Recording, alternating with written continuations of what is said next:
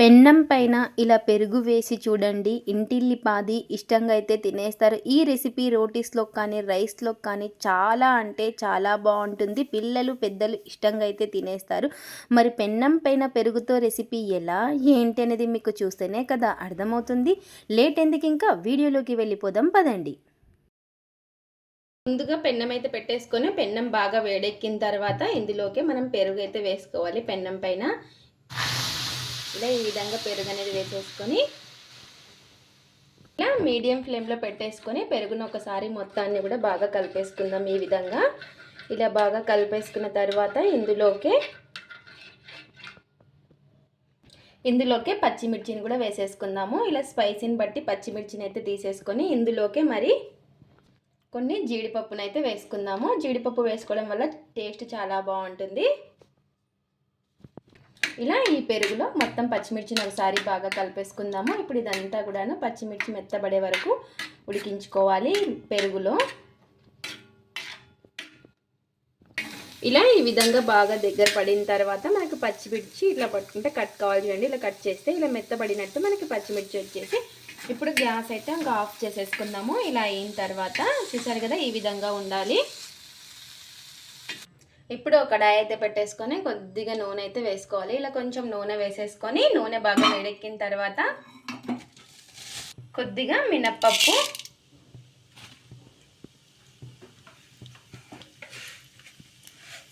అలాగే ఒక స్పూన్ అంత జీలకర్ర, ఇందులోకి పొడుగ్గా కట్ చేసి పెట్టేసుకున్న ఆనియన్ని వేసేసుకోవాలి. ఇలా పొడుగ్గా కట్ చేసేసుకొని ఇలా ఆనియన్ కూడా వేసేసుకొని ఒకసారి బాగా కలిపేసుకుందాము. ఇలా ఈ విధంగా బాగా కలిపేసుకోవాలి.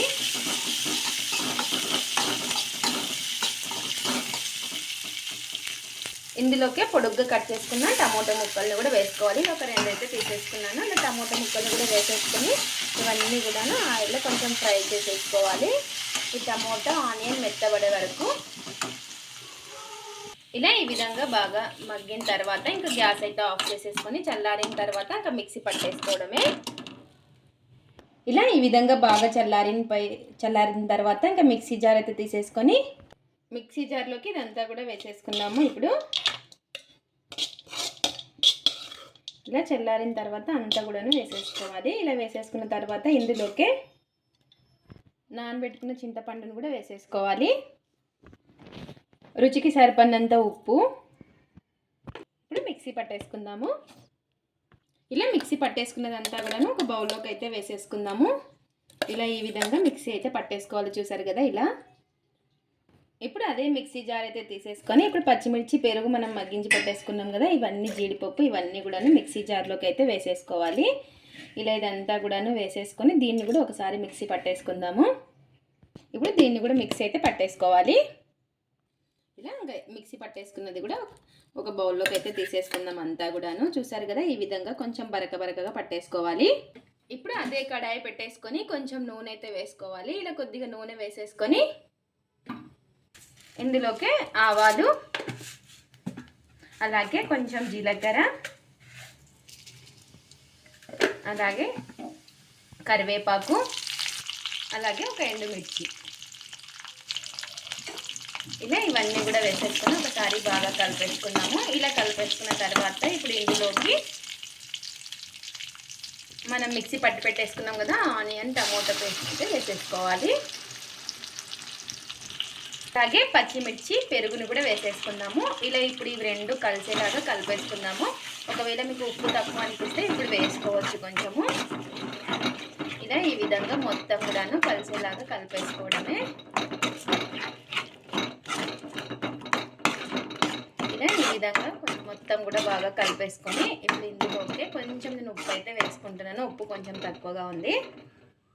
కొద్దిగా ఉప్పు కూడా వేసుకొని మొత్తం ఒకసారి మళ్ళీ బాగా కలిపేసుకుందాము.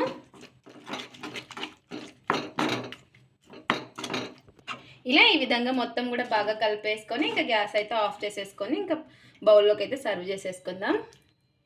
ఎంతో టేస్టీగా ఉండే పెన్నం పైన పెరుగు పచ్చిమిర్చితో అయితే పచ్చడి రెడీ అయిపోయింది. చాలా అంటే చాలా టేస్టీగా ఉంటుంది. ఇది రైస్లోకి కానీ రోటీస్లోకి కానీ చాలా బాగుంటుంది. ఇది ఫ్రెండ్స్ ఇవాల్టి వీడియో. మా వీడియోస్ కనుక మీకు నచ్చినట్టయితే లైక్ చేయండి, షేర్ చేయండి, కామెంట్ చేయండి, సబ్స్క్రైబ్ చేసుకోండి. స్కిప్ చేయకుండా పూర్తి వీడియో చూడండి. చూసిన వాళ్ళు ఒక లైక్ అయితే చేయండి. అలాగే పెరుగు పచ్చిమిర్చితో ఇలా కొత్తగా పచ్చడి ట్రై చేసి ఎలా వచ్చిందో కామెంట్ అయితే పెట్టండి. Thanks for watching. Bye bye.